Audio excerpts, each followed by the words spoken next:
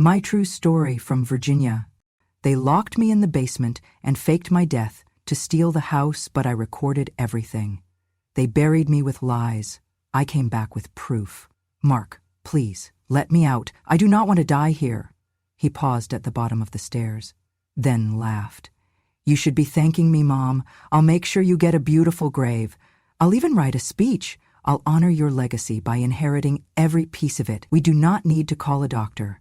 If she dies, she dies. When she goes, we will hold a small memorial, then sell the house as fast as possible. No one asks where the old lady went, as long as she does not come back. They said it right above me, as if I were already a ghost, floating somewhere between the furnace and the rotting wood beams, their voices muffled by the floorboards, but not enough to hide the contempt. My son, his wife, and a third voice, a man I didn't recognize. Calm, professional, probably the lawyer they kept mentioning in the past few months, the one who never returned my calls. I was lying on the old cot in the basement. My breath was shallow, not from sleep, I hadn't slept in days, but from the medication they had slowly cut off.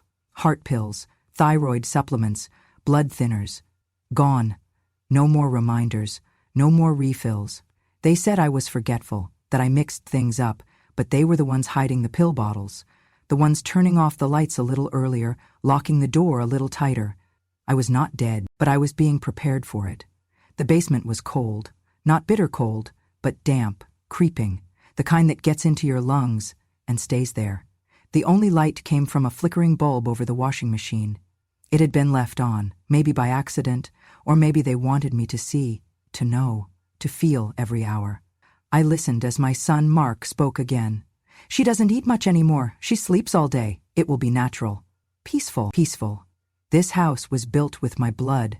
My husband and I laid the tiles ourselves in the summer of '78, when money was too tight for a contractor. I painted every wall twice. I rocked Mark to sleep in the room with the window facing the elm tree, that same room his children now used for toy storage.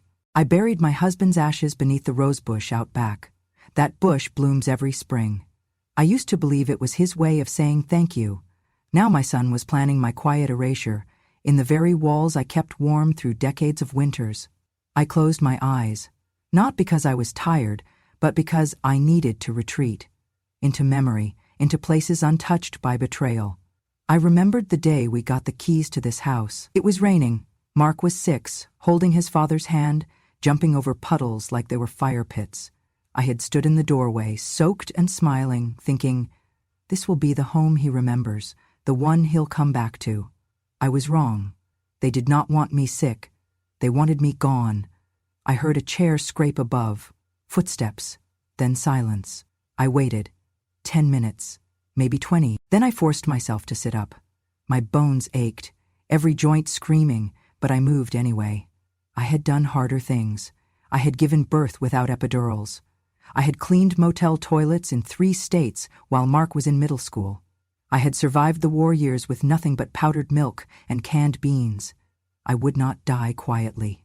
I moved to the far corner of the basement, the one with the old utility shelf.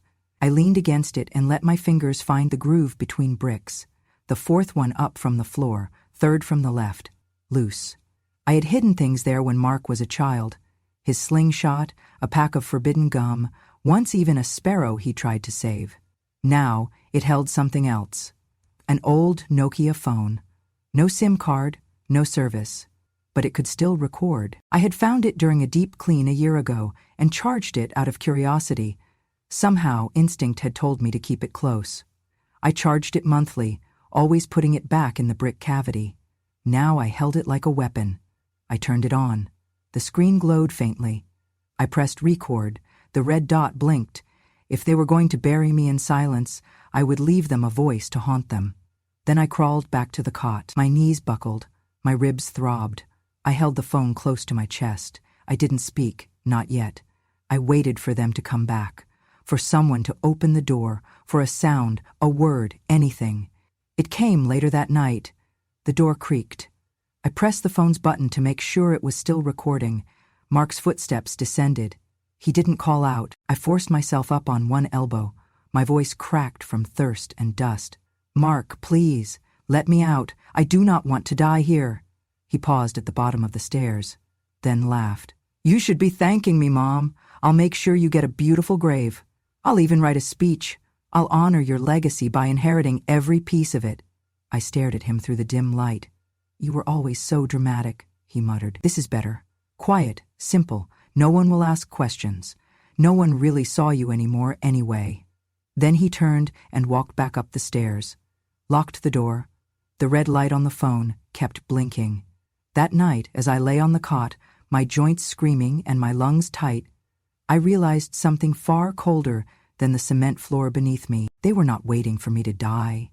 They were killing me. And they thought they could get away with it.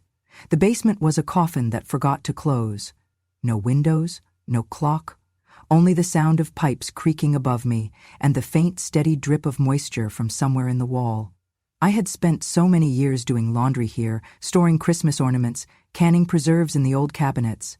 But now every corner felt unfamiliar, hostile, silent in a way that screamed. The light bulb above the washer buzzed softly, the only source of illumination, just enough to cast long, twitching shadows across the concrete floor. The air was damp, tinged with mildew and something else, a faint chemical tang, like rust and mold and betrayal. The smell of rot, not of flesh, but of dignity. The door at the top of the steps was reinforced with a thick padlock. New, industrial, the kind you used for warehouses, not homes. It hadn't been there before. Mark had installed it quietly, said it was for safety when the grandkids played. He had a way of lying with a smile. There were no blankets, no food, no water left in sight. They had stopped bringing meals 4 days ago. The tray was gone, so was the small space heater. I sat in 3 layers of clothing, an old cardigan, a robe, and the oversized sweatshirt I once wore gardening. My breath steamed visibly, even in the stillness. The medications had stopped first. One by one, they'd run out. I'd asked, politely at first, then with worry, then with fear. But each time I got the same answer from Lena or Mark: "We'll pick it up tomorrow." Tomorrow never came. Without the heart pills, my chest burned. Without the thyroid meds, my muscles ached and twitched. My hands had started shaking, my knees stiffened with cold and disuse. But my mind was sharp. They hadn't taken that from me. Not yet. I sat on the cot, my back pressed to the wall, counting the drips, timing them with my heartbeat. It was something I had done once before, long ago, in another war. I closed my eyes and let the memory come. I was 10 years old. A siren screamed in the distance. My mother shoved me under a wooden table. We lived near the coast, during the blackout years, and when the bombs hit a city 10 miles over, we felt it in our ribs. We huddled in the cellar, lit only by a single candle, sharing silence with spiders and canned peaches. We didn't know if we'd survive, but we stayed quiet, still, alert. I remembered the rhythm of those days, the discipline of stillness, the value of a breath. It came back to me now, like muscle memory. I would not panic, not yet. I had always thought that if I died, it would be from something slow but gentle, the way women my age often go, a tired heart, a silent stroke in the middle of sleep. I never imagined it would be from hunger, from cold, from cruelty wrapped in legal paperwork and forced smiles. My body began to tremble. Whether from fear or chill, I couldn't tell. I needed something, anything to hold on to. I pulled myself off the cot and shuffled toward the far wall. The shelf still stood, lopsided and rusted, holding cracked jars and empty paint cans. I knelt beside it, wincing at the crack in my knee as it met the concrete. The dust made my throat burn. I coughed, and my whole body jolted like a snapped wire. Then my hand touched it. A gap. A familiar one. The brick. The 4th one up from the floor, 3rd from the left. When Mark was little, I had pried it loose to hide small things. His contraband candy, his slingshot, even a secret letter he wrote to Santa after he turned 12 and pretended not to believe. Over the years, I had forgotten about it. But tonight, instinct pulled me toward it like a beacon. I dug at the edges with my fingernails. The mortar had cracked with age. I wiggled the brick until it gave way with a sigh. Behind it, nestled in a little hollow wrapped in an old sock, was the thing I didn't even dare hope for. A phone. The old Nokia. blue and silver. No charger in sight, no SIM card, no data. I had given it to my grandson once, to play games on when we babysat him. I had tucked it away in this cavity after he lost interest. A relic, a toy. Now it was a lifeline. I held my breath and pressed the power button. The screen flickered. The battery miraculously still held a charge. A sliver. A sliver was enough. The menu loaded. I scrolled with trembling fingers to the voice recorder. My hands were shaking, my eyes blurred with cold and tears, but I found the button. I pressed record. A little red light blinked. It was the first thing in this darkness that told me I still existed. I stared at that blinking light like it was the sun. I whispered, hoarse and cracked, "This is Helen Green. Today is November 22nd. I am in the basement. I have been locked in. No food, no medicine. If anyone finds this, please know I did not go quietly." The red light blinked again, and for the first time in days I felt not fear, but fight. They wanted to bury me in silence. But now, I had a voice. The phone blinked its red dot silently, waiting for truth to enter its tiny microphone. It had no SIM, no signal, but it could still remember, and that was all I needed. I placed it on the floor beside the cot, angled just right toward the stairs, the speaker open, the record function running. I curled up beside it, feigning sleep, listening to the tick-tick of my own pulse and the slow, distant creak of footsteps above. They always came down late, to check, to stare. Maybe to feel powerful, watching the woman who had raised them with nothing, now reduced to nothing herself. It was close to midnight when I heard the door unlock. Metal clinked, hinges groaned. Then, footsteps, heavy ones, slower than usual. "Mark?" He descended the stairs with a deliberate rhythm, like someone arriving at a grave they felt no guilt about. I didn't lift my head.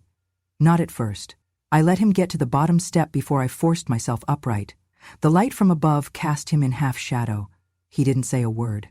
I did. My voice was dry, cracking at the edges. "Mark, please, I'm still your mother." He didn't move. "Let me out," I whispered. "I don't want to die like this. Please." For a second, just 1 second, I thought I saw hesitation, a flicker behind his eyes, maybe even shame, but it vanished. He walked over to the dryer, leaned on it casually, and stared at the wall like I wasn't even there. Then he spoke. "Do you know what you've become, Mom?" I said nothing. "A liability. That's what the lawyer said. An expensive, decaying liability." He turned to face me fully. "You want the truth? Fine. Here it is." He walked closer until I could see the edge of a smirk at the corner of his mouth. "You're going to die here, and it's going to be quiet and peaceful and convenient." I inhaled sharply, but said nothing. The red light on the phone blinked, blinked. Mark laughed, a short, dry sound. "You should be grateful. I'll make you a beautiful headstone. I'll give speeches, I'll cry on cue. People will think you were a saint. I'll call it the Helen Green Foundation or something. I'll even say, 'I miss you.'" He stepped back, looking me up and down like a worn-out rug. "And when they hand me the house, I'll renovate it. Flip it. Or keep it, who knows? Maybe Lena will turn your room into a wine bar." He looked toward the locked door, then paused. "You were always too stubborn. You had to do everything your way. Raise me your way. Fix things your way. Even die your way." I found my voice. "I loved you." He stared at me like I'd spoken in another language. "I loved you, Mark. I gave up everything for you." "Yeah," he said, voice sharpening. "And look where it got us." He turned and climbed the stairs, each step louder than the last. Before he reached the top, he added, almost like a signature, "Don't worry, I'll make you famous. You'll be worth more dead than you ever were alive." Then the door slammed. The lock turned. Silence, except for the red light, still blinking.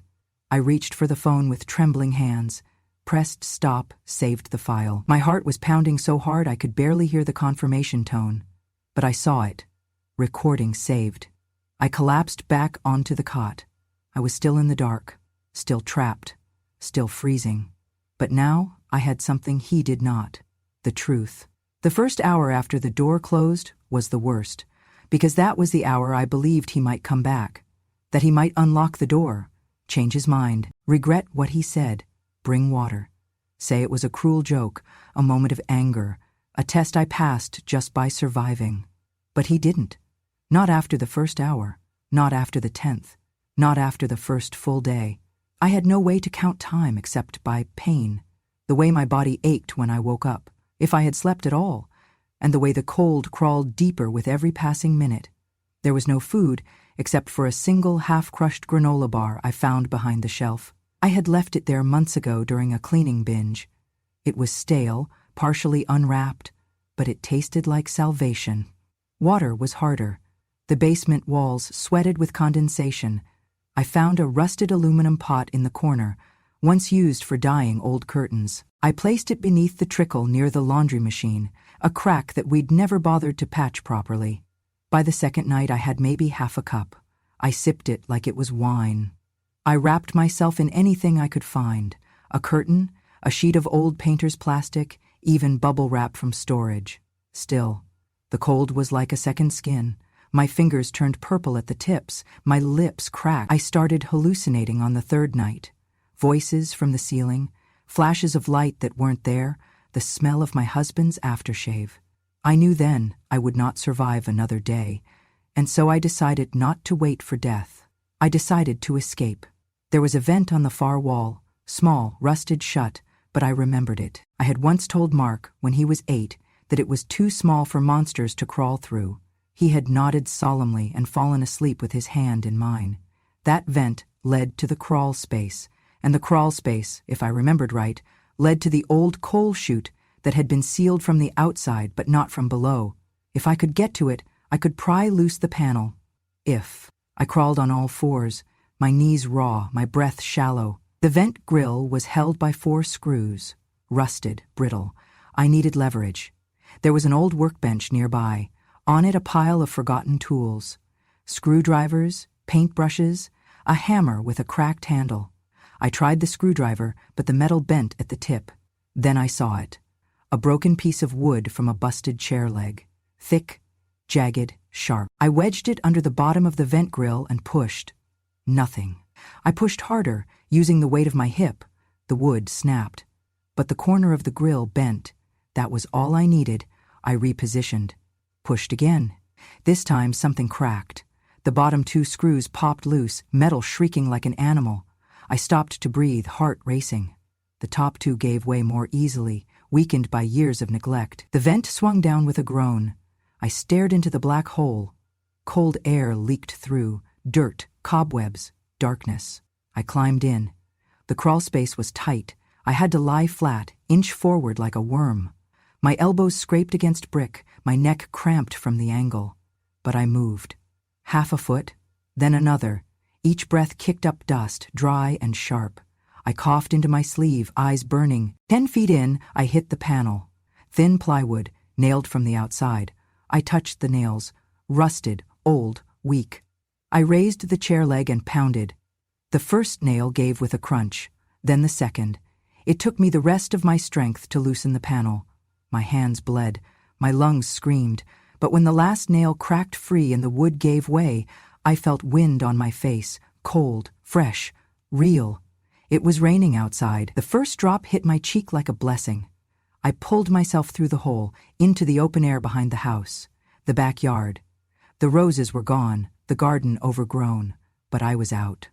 I collapsed onto the wet grass, mud seeping into my clothes, my hands digging into the earth like I was trying to remember how to be human. I lay there, staring up at the sky, letting the rain wash the filth from my face, the lies from my skin.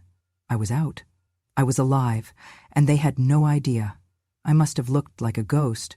When I stepped into the police station, rain-soaked clothes clung to my skin, my shoes were gone, lost somewhere between the crawl space and the backyard mud. My hair, once carefully pinned each morning, now hung in tangled clumps around my face. I smelled like mildew, copper, and silence. The officer behind the desk looked up, startled. "Ma'am, are you all right?" I opened my mouth. My voice cracked. "I need to speak to someone in charge, right now." He stood, slowly. "Let's get you some water," I said. I repeated, firmer, "I have evidence. I was locked in a basement. My family tried to kill me, and I have it on tape." That got his attention. I reached into the inside pocket of my robe, still damp, and pulled out the Nokia phone wrapped in the old sock. My hands shook as I handed it over. Voice recorder. November 22nd. Play it. He took it with the gentle suspicion of a man used to unstable stories. Pressed a few buttons. The audio loaded. For a moment, all I heard was the soft hum of the fluorescent lights. Then my son's voice. Cruel, clear, unmistakable.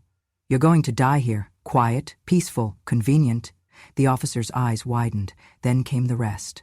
I'll make you famous. You'll be worth more dead than alive. He looked up sharply. Ma'am, what's your name? Helen Green. He called for backup. 2 other officers came, one bringing a blanket, the other a notepad. They moved fast after that. They led me to a back room, helped me sit, gave me tea that tasted like forgiveness. I told them everything. The missing medication, the padlocked door, the days in the basement, the crawl space, the panel. My voice trembled, but didn't break. I asked for Detective Ramirez. I remembered her from a town hall years ago, the only officer who had ever remembered my name. She came within 15 minutes. She listened to the tape twice. Then I handed her the second piece of evidence, the USB stick. They had forgotten to disable the old security camera in the floor vent above the laundry machine. I had hidden the USB in a canister, just in case, and it had caught Mark. Every word, every smirk, his full confession, plain as daylight. Ramirez stared at the screen. Her jaw clenched. This is enough to open a felony case, she said. Attempted murder, elder abuse, fraud. She made a call. A doctor came to examine me, right there in the station. Blood pressure low, heart erratic, dehydration, minor hypothermia, bruising on both knees. The physical proof that my words weren't just old woman stories. They took my statement, word for word, typed it, printed it, had me sign 3 times. Then Ramirez stood. I'm going to the prosecutor's office right now. Tonight? The younger officer asked. She didn't blink. Tonight? She left with the phone and the USB in hand. I waited in the warmth of the break room, watching the hands of the wall clock tick slowly toward midnight. At 11:43 p.m. she returned. Her coat was wet from the rain. Her face was calm, her steps firm. She placed a single paper on the table in front of me. The Commonwealth attorney just signed a 48-hour emergency detainment order. I stared at the signature. He's going to jail tonight, she said. Both of them, him and his wife. The judge will see the evidence in the morning. I felt my body sag into the chair. Not in defeat, in release. Because for the first time in days, I wasn't alone. I wore black. Not because I was mourning, but because it felt appropriate. Let them think I was a ghost. Let them believe for one more minute that I was the memory they could control, the lie they thought they buried. The memorial service was held at a rented chapel near the edge of town. Not a church I recognized, just a cold hall with rented flowers, uncomfortable chairs, and a slideshow that looped the same 6 pictures of me smiling in gardens I planted myself. I arrived 15 minutes after the program started. From outside, I could already hear the voice of the minister, gentle, rehearsed. She was a quiet soul, a mother who gave her life for her family, a woman who never asked for praise and never made demands. I stepped inside. Heads turned one by one. No one recognized me at first, thinner, paler, wrapped in a heavy wool coat. But then, someone gasped, the kind of sound you make when you see something you swore was gone forever. I walked slowly, every step louder than the eulogies. The slideshow froze on a photo of me holding Mark as a baby. He was sitting in the front row. So was Lena. They were both dressed in designer black, hands folded, expressions carefully arranged. When they saw me, Mark's face drained of all color. The minister paused, confused. A whisper ran through the crowd. She's alive. No, they can't be. I kept walking until I reached the front. Then I turned to face them all. I held up the USB drive in one hand, high like it was a gavel. I bring you evidence, I said, and something none of you brought today. The room fell silent. Conscience. Lena stood. This is insane. This woman is not supposed to be alive? I cut her off. No. I was not supposed to be anything. Not hungry, not cold, not human. Just gone. The minister stepped back. No one said a word. I was locked in a basement, I said. No food, no medicine, no light. I was left to die in silence, but I did not.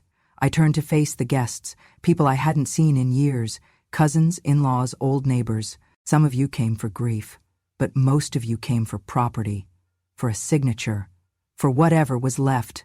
Well, here's what's left. Me. Mark stood up. Mom. The doors opened. Detective Ramirez walked in, followed by 2 officers. Mark Green, she said. Lena Green. You're under arrest for attempted murder, elder abuse, and fraud. Gasps rippled through the room. The officers moved fast. Cuffs clicked. Chairs scraped back. Mark shouted, "This is a mistake! She's lying!" But no one believed him now. Not with the USB, not with the bruises on my wrists, not with a room full of witnesses. As they were led out, I looked straight at him. "You tried to bury me with lies," I said, "but I came back, with proof. I did not survive for revenge. I survived because something in me refused to die without being heard. There was still a truth inside me, sharp as broken glass and just as dangerous, that needed to be spoken, that needed to be witnessed. I told the truth, not for sympathy, not even for justice, but because silence was how they thought they'd win. And I would not leave the world on their terms." The news traveled fast, local headlines first, then regional. By day 3, national outlets picked up the story. Virginia woman declared dead, found alive. Children arrested in fraud scheme. "They tried to kill me," says 78-year-old survivor. From basement to breakthrough. Helen Green's fight to be seen. I didn't watch the coverage. I didn't need to. I was there, and I had already lived the headlines. But I did keep the article someone mailed to me, laminated, underlined, a photo of me holding the USB, standing at the front of my own memorial service. The caption read, "She brought the evidence and the reckoning." In the weeks that followed, I moved into a community home. Not a nursing home. A place where people still had names, not wristbands. Where no one left you alone for hours. Where you could drink tea at midnight if you wanted, and someone would sit beside you while you did. They called me Miss Helen at first, then Helen the Brave, and eventually, the Immortal. I didn't correct them, because sometimes surviving something you were not meant to survive earns you the right to choose your name. On my second week there, I got a visitor. He was taller now, shoulders broader, hair darker, but the moment I saw him standing at the gate with that uncertain, hopeful expression, I knew. My grandson. He walked up slowly, hands in his jacket pockets. "Hi, Grandma," he said. I nodded. "Hi, baby." He looked at me, eyes full of tears and guilt and something stronger, something that had taken root in the years since I last saw him. "I remember the phone," he said. "The little blue one you let me play Snake on. I found it once in the brick, but I never knew why you hid it there." I smiled. "Now you do." He sat beside me on the porch swing. Didn't say much, just held my hand like it was something precious. "You saved me," I whispered. "You saved yourself," he said. "But I'm glad I was part of it." He visits every Sunday now. Sometimes he brings soup, sometimes flowers, sometimes nothing at all, just his presence. That's enough. As for Mark, he tried to call from jail, from a collect line. He left messages through the prison voicemail system. He said he was sorry, that he had been under pressure, that he made mistakes, that he didn't think it would go that far. I never called back, not because I wanted him to suffer, but because I didn't owe him comfort. I gave him a childhood, a college degree, a home, a chance, and when he tried to take my breath away, I chose to breathe louder. That was my answer. I sometimes think of Lena, too. Whether she regrets it, whether she whispers my name when no one is listening. But then I look around the community home, at the people who know my story not from headlines, but from my mouth. People who knock on my door just to say hi, who pass me handwritten notes, who call me by name and mean it. And I feel something close to peace. One afternoon, as I sat under the magnolia tree, a woman from the local college asked if she could record my story.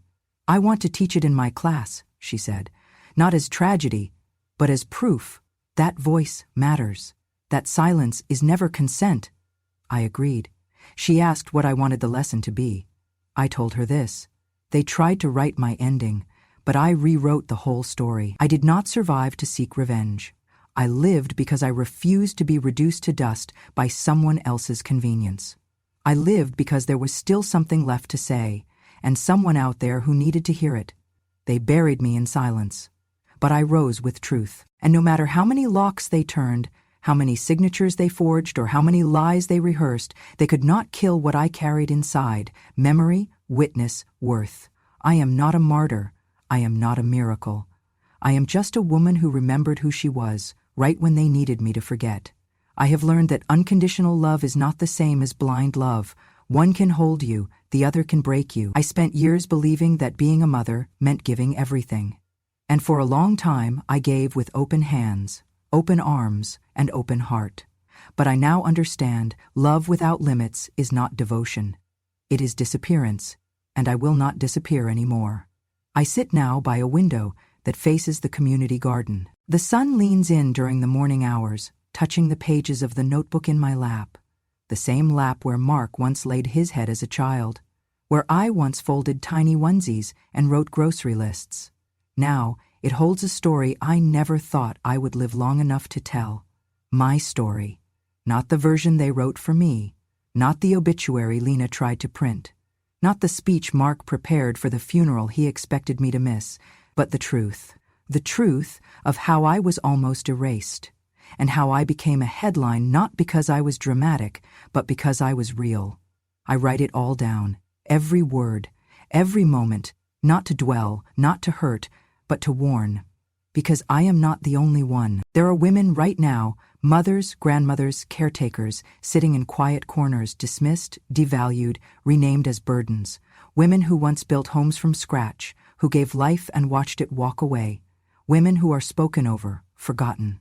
This story is not just mine, it is ours. So if you are reading this, if someone has made you feel small, useless, inconvenient, I want you to remember something that even I had forgotten. You were once someone's whole sky. And maybe, just maybe, you still are, to someone who forgot you ever existed. But you still exist. You still matter.